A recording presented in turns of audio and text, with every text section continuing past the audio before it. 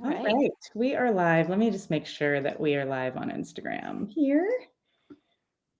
Go live. All right, there we go. Oh, technology. Yeah. Why is it not coming up? Yeah, so we've been having rain all week. It's actually been really nice temperatures. It's 80 Ooh, degrees in the 80s. And nice. yeah, and it's Does nice. that make it even more humid with all the rain? You know what? It's just about the same humidity as it always is to me. But it's cooler. Typically, like the first summer that I had here, it was like 3 months of over 100 degrees. Oh, So, the fact wow. that the weather's in the 80s and raining and cool That's in July, nice. we're loving it. So, hey, Courtney, how you doing? Howdy. All right, well, happy Wednesday, and welcome to the Dog Gurus Live. So thank you for joining us, and I know that we're broadcasting because Courtney already said hello, so that means she could hear us. Yeah. But I'm Shantae Marquez, and I'm joined with Carrie Campbell, and we are both Profit Network coaches at the Dog Gurus. And the Dog Gurus provide pet care, business education, and coaching. We really strive to empower pet care entrepreneurs at every stage of their business. So, we want to really teach you all the tricks. We want to pass along all the knowledge. We want you to avoid all the mistakes that we made so you don't have to. But we really just want you to succeed, and that's what our passion is here at the Dog Gurus. So, Absolutely. yeah, on the contrary to what most people think about running a pet care business, we're not just cuddling dogs all day. We actually run real businesses, and it's quite complicated.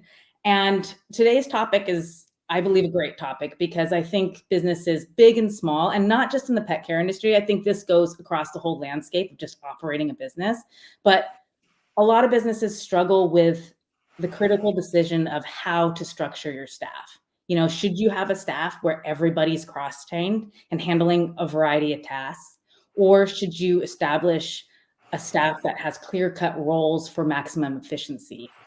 So, I really believe when you're small and starting out, it's almost a necessity to have that cross-trained staff. I mean, for a variety of reasons, money and just the availability of staff. But I really do think there comes a time when you do need to step into having defined roles. What do you think, Carrie?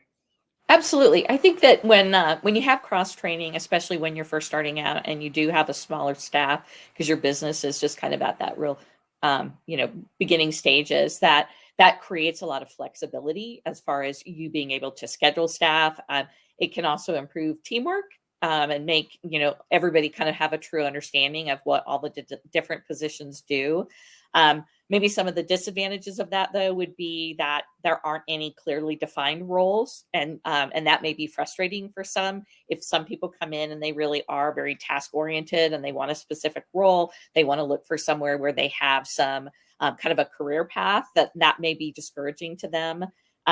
And it doesn't necessarily focus on that development for them. So that can definitely be a disadvantage as far as having that cross training. But I think there's also people can get really burnt out if they're doing too much. So I think it's got its benefits and its disadvantages. But yeah, we can get into more as we continue the discussion. So Yeah, I think when here's what I see and when talking to business owners, when they talk about struggling with accountability with their staff, I typically ask them, okay, well, how does your operations go? Do they have clear-cut duty roles? Are they, and it's typically like, oh, well, everybody knows what they should be doing. But when I didn't have clear-cut roles defined in my business, and I'd say, hey, why wasn't this done? And they would always say, well, they were supposed to do it. And I, and it's like, well, that doesn't work. So, yeah. so I think that if you kind of have it where everybody's just supposed to do it, it doesn't always work. I think you really need to have accountability, and I think you can have cross training in some degree, like maybe your managers are cross trained in a variety of roles, but then there needs to be levels under them where their role is very specific. And I also think that when you're training a new staff member, to throw a little bit of everything at them is very difficult and frustrating for the new staff member to be trained. What's the old saying? Jack of all trades, but master of none. That's So how if, I if felt you, running my business. yeah, Courtney, if everybody's job, it's nobody's job. That's very true. Exactly. I mean, that's why Yeah. they'd be like, "Oh, they were supposed to do it." Yeah. I'd be Yep. like, "Well," then my blood pressure would rise. So, Yeah. but I think, like I said, I think that almost you have to have a mix of both to really like Carrie, you were just talking to me about a situation, um, where cross train was a necessity for a client. Um, so I think there could be a need for both. What do you think? No, I totally agree. Because I think if you look at some of the advantages and disadvantages of kind of that role specific training, I mean, you definitely get kind of specialization and expertise in that one area, whether it's somebody who's in daycare or maybe they're doing training or an enrichment counselor. I mean, they have that focused development, so they are really highly skilled in that one area. But the disadvantage is that you lose that flexibility. So you've got somebody who calls out in that area and you feel that hole or that absence a little bit harder than you would if you had a bunch of people that could just step in and do the role. Um, and I think that there's a little bit of employee development constraints too when you look at if you have 5 departments, let's say, or 4 departments, and you want somebody who is going to be very skilled in one of those departments. If they're not getting the opportunity to see how any of the operations run in the other departments, then they're kind of limited to where they're at, and it can kind of stunt their growth potential. Hmm. But I think if you come up with a hybrid of both, and have kind of both the cross trained as well as specialty roles, that's the way to really move things forward in a more productive way.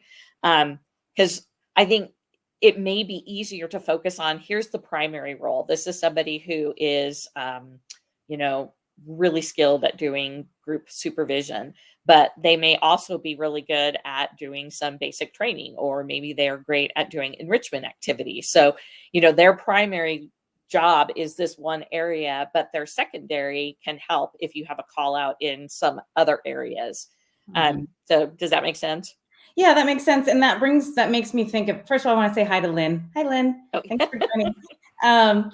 But yes, I agree, and I also think that when you do have defined roles, you can really cater to people's strengths, and that's where they really develop and shine. Um, and I also think that just because you have a very specific role and you give that person, they could be like moving up for the ranks. So they already know how to do some of those other roles. So it's not like you have to start over and completely just cross train everybody. A lot of times we promote from within, I think. So they're already kind of cross trained. But when you do have those defined roles, you can really fit people. That's where they can flourish and they can grow. I think when you find those A-team players, they may have a specific role that they master, whether that takes a little bit of time or they're just somebody who catches on and masters pretty quickly. Those are the people who naturally are inquisitive and are interested in how other areas are operating. So they tend to be the ones that stand out and may be looking at a career path, or they may be looking at, wanting to step into a lead position in their area, or maybe it's a lead position that's going to now cover 2 departments. It's a way that those kind of natural kind of superstar employees start to shine and come out of the woodwork on their own. Yeah. So a couple steps that I think are a necessity, whether you have cross-trained or defined roles, is that you need to have your processes and procedures documented. Because if you don't have those documented, then no matter what you do, it's going to be chaos, because they're not going to know how to do their job correctly, or when to do it, when the appropriate time to do it, or, I mean, it's just going to be chaotic. So really, whatever team structure that you're developing, you need your processes and you need your procedures documented. I created duties list for all of the staff, depending on what role they were in. So basically, when they clocked on, they were already pre-assigned a specific duties list. And it was very clear. And it was like every half hour, they knew what they were supposed to be doing and what they were assigned and how long it should take. Because also that's a whole time sensitivity. Like some staff might take twice as long to clean a enclosure versus somebody else. And you need to kind of have that balance too. So it gave them a guide. So whichever way you're going to do it, you have to have some structure to your organization. Absolutely. And Courtney just said, and detailed job descriptions, which is very true. So another thing that I was actually on a call this morning with a profit network client, and we've been working on SOPs and making sure that not only do you have them documented, but that you've got the acknowledgement of staff reviewing them. And I love what she did. She actually, they're keeping everything on Google Drive. So they're using the different, Google Sheets, Google Docs, that type of thing. But she's actually taken Google quizzes and taken like a paragraph out of the SOP, and then having the staff, acknowledge that they've actually read that by using the Google quiz. So it's just another way to kind of make something electronic that is a little more appealing to younger workers. And also being able to keep all of your information in one area. So, because what they find is that, when you're in your busy season during the summer months and, something slips, then you want to be able to go back to those SOPs and say, okay, we know you reviewed this. We've got your, results from the little quiz you took. We've got your, initials electronically that you acknowledge that you've read this. So where was the slip up, and you're able to kind of hold people accountable from that angle. Yeah. So what do you think, like, I want to give some people, if they are smaller or new starting out in business, what do you think that magic number is where they need to cross over and, have defined roles? Or do you feel it needs to start from the beginning? That's a good question. I think it depends on how many services you offer, and how quickly that you gain dogs in your facility. I think about our program specifically because we were daycare only, and we did have everybody cross-trained mainly because we were only, really functioning as one department or service line. But what we did discover pretty quickly was that you have people who are naturally good with clients and those who are not. And so that was a way that we could kind of delineate, okay, this is going to separate the roles because we've got people who do much better. They enjoy that client communication and they present my business better than others. So the others may have a different role that they do back of house, So I think you kind of have to look at the different scenarios and the different factors. Because I think, you guys at Joyful Paws, you had what, daycare, boarding, enrichment. You had like 3 or 4 departments. So Bathing department, lodging. Yep. So I think in the beginning, when you look at, okay, we're opening, I may have, 4 employees. That's kind of like one covering every area. And that may work in the beginning, but what if one person calls out, so having a little bit of that cross training. But then I think as soon as you start to see that you've got repeat clients and that you've got some consistency, especially maybe in your daycare or in the dogs who are lodging on a regular basis, that's when you really need to look at, okay, now my staff need to be a little bit more specialized because of the number of dogs and our census that's growing every day. Yeah, I think as you grow and develop more services, cater to more customers, have more dogs or pets in your care, that's where there's more moving parts to your organization. And that's where you're going to start to see your care quality fall or decline if you don't have those roles clearly defined. Because again, like, just nobody's going to really have ownership of the specific task and things will get lost. So if you start to struggle with that and you start to see your care quality start to decline a little bit, then that's when you need to say, okay, this is a signal, this is a flag saying to me, hey, I need to look at how I'm structuring my day and my staff. And I kind of feel like, I wanted to put a number in my head and I was like, is it more than 5? Is it 10? I definitely think if you have 10 staff, then yeah, you should have some defined roles for sure. if you have 5 staff, you could probably still get away with cross training. But let's just say if you have 10 staff and they're all working on the floor, or 6 people are working on in the shop at once, well, everybody needs to kind of know what they're doing so they're not bumping into each other all the time. Right. Yeah. I really do believe that you need to have those roles clearly defined. I mean, I know that made a huge difference for my business. I mean, staff were happier too, because they Yeah. knew what their expectations were.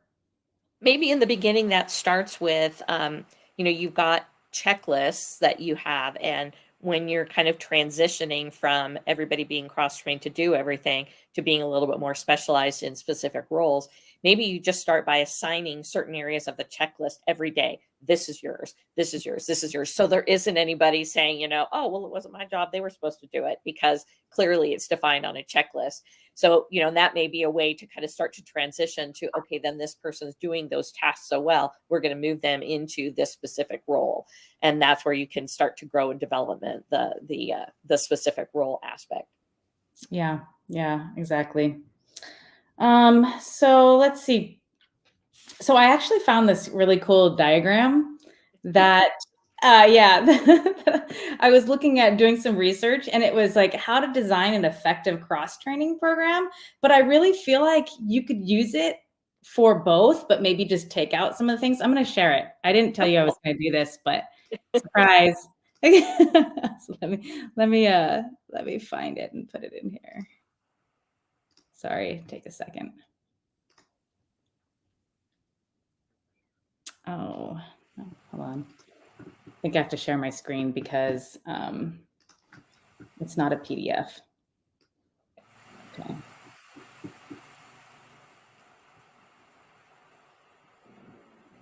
Okay, so here it is. All right, so this is an article that I read about cross-training, and I thought this was really cool, but I love the colors too. So, but it talks about, I wonder if they can still hear us. Hold on. Okay. The steps are: define your goals, identify tasks to cross-train for, find good cross-training candidates, highlight the benefits, create a cross-training schedule, put a job rotation program in place, do employee performance coaching, track and reward achievements, and collect employees' feedbacks and continuing improvement, which I really feel like you could do for any program. You'd take out the create a cross-training schedule, but if you are going to do cross-training, that is important also to switch people around so they're not stuck in just doing the same duty every time. But what do you think about this? I love it. And I do think it's definitely something that could be used for both. So Yeah, Courtney right? says, yep. Courtney, you should have been on with us today. Yeah, I thought that was fun. So it was from this article, Academy to Innovate. I think it's an HR coaching program, or education program, but it's pretty cool. Awesome. Yeah. Is anybody out there that has questions of us? I mean, just as far as, what are you experiencing? Where are you at with your business? Do you have everybody cross-trained, or are you moving into, or do you already have clearly defined roles for your staff? It's like, I wish it was like spontaneous, that we could hear people asking questions instead of waiting for the chat. I know. Yeah. I look like I have a tree growing out of my head. My virtual background. All right. Well, we don't have anybody chiming in. Okay. Courtney, how did you have your staff? Did you have a variety, or did you have it really specific? I know you can chime in. She's probably typing right now. Yeah. So, either way, the training component is important, as having your SOPs documented and your job description. So that really is the key, is to making sure you have some of those foundation items. And if you don't, that's a great place to start working on really implementing those things for your business. Yeah. Oh, here's okay. Great. Okay. So Courtney says we had most people with specific roles, but a couple of floaters that were admin trained that could also help with enclosures as needed. So yeah. And Mikey said from House of Hounds in Idaho that they have handlers, shift leads, and receptionists mostly. So defined roles. Yeah, that's Yeah, great. that is great. And how do you guys feel that it worked for you? Mikey at House of Hounds, did that work? Does that work well for you guys? Has it improved your operations?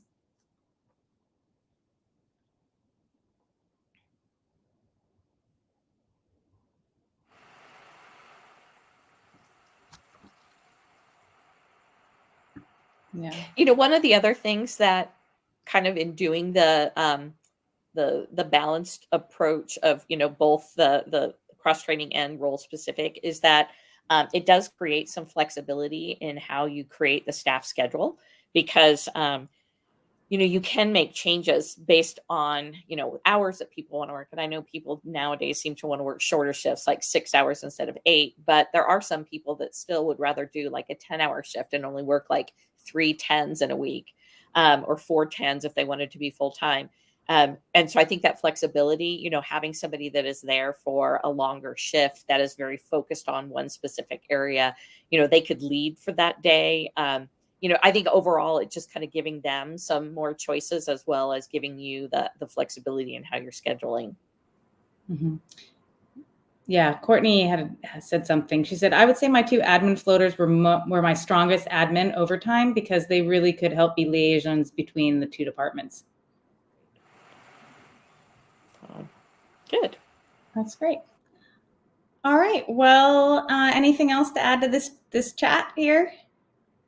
No, I'm just going to throw my pitch out there that we are still recruiting for Profit Network coaches. So go to our Facebook page. The link to apply is on the post that hit yesterday.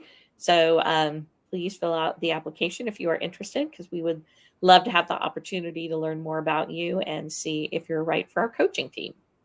Yeah, exciting. Yeah. Love that we're getting more people. I see a lot of activity on Facebook. So it's exciting. All right. And then I'll also invite you to join our Grow Your Pet Care Business Facebook group. I'll put the link in the chat. But if you're not a part of that, please join. It's a great place to be, and it's a great place to get advice and share wins with other pet care business owners. Good networking opportunities. So if you're not a part of that, please join. We just have 2 rules: be nice and no selling in the group. So everybody have a great day, and we'll see you next week. Bye.